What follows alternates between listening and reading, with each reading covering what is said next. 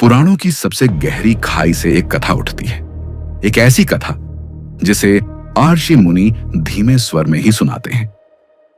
यह केवल एक दानव वध की कहानी नहीं, बल्कि उस रहस्य की गाथा है जो विजय के बाद भी शांत न हुआ। यह कहानी उस समय की है जब एक महाअवतार को रोकने के लिए एक और महाअवतार हुआ था।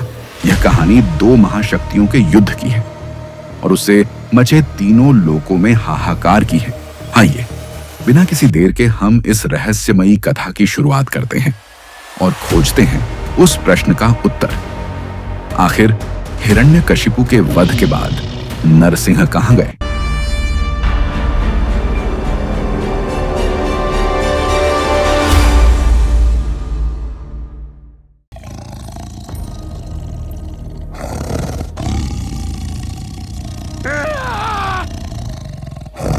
नरसिंह ने अपने नखों से उस अहंकारी असुर का हृदय चीर दिया था, लेकिन यह विजय अधूरी थी। देवताओं ने राहत की सांस ली, किंतु उसी क्षण एक अजीब भय उनके हृदयों को जकड़ गया।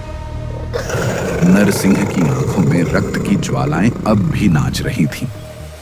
उनकी गर्जना से आकाश फट रहा था, धरती हिल रही थी।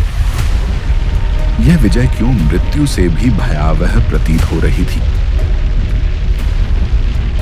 ऋषि देवता, यहां तक कि भक्त प्रहलाद भी प्रार्थना कर चुके, पर वह क्रोध शांत नहीं हुआ।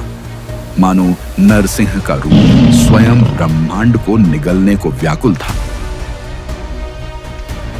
तब देवता कैलाश की ओर बढ़े।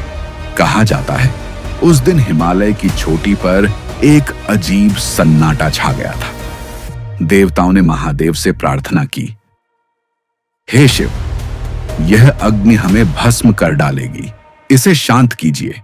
शिव ने नेत्र बंद किए और उस क्षण आकाश में एक नई आहट गूंजी।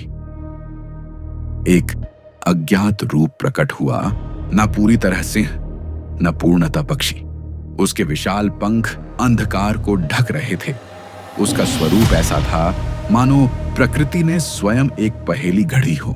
देवताओं ने विस्मित होकर देखा, क्या यह शिव है या कोई और शक्ति? किसी को उत्तर न मिला। शरभ नरसिंह के समीप उतरा। नरसिंह ने उसे देखा और उनकी गर्जना और भी उग्र हो गई। युद्ध आरंभ हुआ।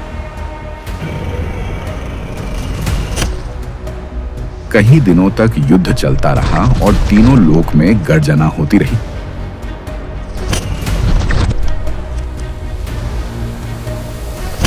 आखिरकार धीरे धीरे नरसिंह की गर्जना धीमी पड़ी। मानो शरभ उसके भीतर की अग्नि को खींच रहा हो, मानो क्रोध स्वयं क्रोध से टकराकर विलीन हो रहा हो। फिर नरसिंह मौन हो गए। उनकी आंखों की ज्वाला बुझ चुकी थी और वह धीरे धीरे अपने शांत दिव्य रूप विष्णु में लौट आए। शरभ का रहस्यमय स्वरूप भी विलीन हो गया। क्या वह वास्तव में शिव थे या कोई और रहस्यमय शक्ति? किसी ने आज तक इसका उत्तर नहीं पाया और भगवान विष्णु भी बैकुंठ धाम चले गए। इसी तरह की और कथाओं के लिए हमसे जुड़े रहें। धन्यवाद।